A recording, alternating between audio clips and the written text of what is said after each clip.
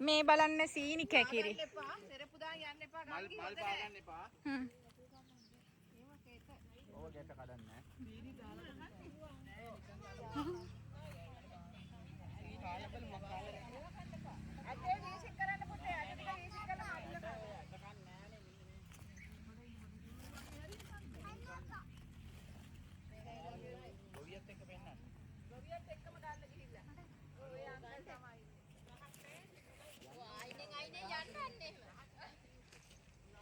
මේ ඉන්නේ මේ සීනි කැකිරි මේක වගා කරන අපේ ගොවි මහත්තයා. ඉතින් අදහස් ටිකක් පළ කරන්න මේ සීනි කැකිරි වල කොච්චර ගුණයක් තියෙනවද ඒක කන්නේ කොහොමද? සීනි දාලා තමයි කන්නේ වැඩිපුරම. සීනි දාලා තමයි වැඩිපුරම කන්නේ. සීනි නැත්තම් තනි හරි දාගෙන හොඳට දී කරලා බොන්න පුළුවන්. හොඳ ගුණක් තියෙනවා. මේ කොයත් වගා කරන්නේ මේ පැත්තේ විතරයි වැඩිපුර තියෙන්නේ. ඔව් නේ. ගෙඩි මේ වැලෙන් කඩාගෙන ගෙඩි කන්නේ දැන් කට්ටිය. අපේ අතන මේ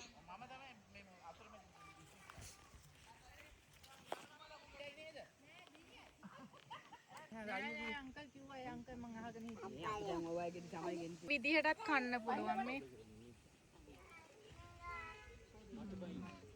කොහමද රස? මීකිරි වගේ. මීකිරි වගේ.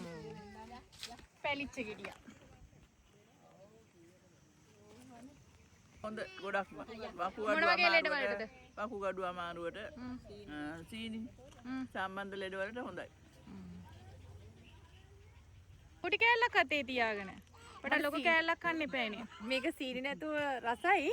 ඒකට ගොඩක් රස සීනි දාලා. ඉතින් මට හම්බෙනකොට සීනි නැහැ. ඉතින් මේ ප්ලේස් එක කොහෙද?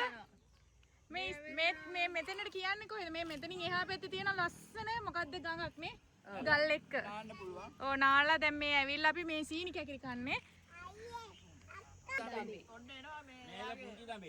පුංචි දබේ. එවෙලේ වැලෙන් කඩලා මේ කට්ටියම ගෙඩි කන්නේ. අන්න ඉදිච්ච උස්සන් එනවා. මේ කට්ටියට ඉදිච්ච කන්න මේ ඉදිච්ච. ඔයාගේ අතින් මොකක් පොඩ්ඩක් බෑ කරලා දෙන්නකෝ. අන්නගේ බෑ ගෙඩි අතින් කඩා ගන්න පුළුවන්. එක්ක. මේ අත් එක ගන්නේ කොහමද මං ඔයාව? අයන් අක්කා ඉන්නවා යා. අක්කා ඉන්න අක්කට ගන්න කිමියා. යා. කො දෙන්න බලන්න මටත් කෑල්ල. මං අක්කා ඉන්නවා. හොඳ සීනි තියෙනවද? නෑනේ සීනි නෑ. ඉතින් කියන්නකෝ මාමේ ඔයාට මේ වගාව කරන්න තියෙන දුෂ්කරකම්. දුෂ්කරකම කියන්නේ ගඟෙන් වතුර ගාලා මේ සේරම කරලා රැට අලි පන්නන්න ඕනේ, උදේට මොන්ටරු පන්නන්න ඕනේ, ඊට පස්සේ වඳුර පන්නන්න ඕනේ. ඒ සේරම කරලා තමයි මේකේ මේ පොඩි ලාභයක් අපි ගන්නෙ. ඒ වෙනකොට අපිට මාර කරදරයක් මේ වෙලා තියෙන්නේ මේ වඳුරන්ගේ. ඒක තමයි අපිට අවුල වෙලා තියෙන්නේ. මේ තවත් ඉතින් කරදර ගොඩවල් තියෙනවා අපිට. ඔව් නේද? එතකොට මේ වගේ මේ වගාව කොළඹ වගේ පැතිවලට යනවා නේද මේ ගෙඩි? කොළඹ වගේ පැති වලට යනවා නම් මීට වඩා මිලයි අපිට. ඔව්. මේ ළඟ ළඟනේ අපි දෙන්නේ. ඒකින්ද පොඩි අඩුවට ගන්න මේ පිටින් එන කටේට විතරනේ විකුණන්න ගන්න. ඔව්. ඉතින් මේ වගේ වගාවක් ඇත්තටම මේ කොළඹ පැත්තට මේ වගේ වයින්නවා අටුයි.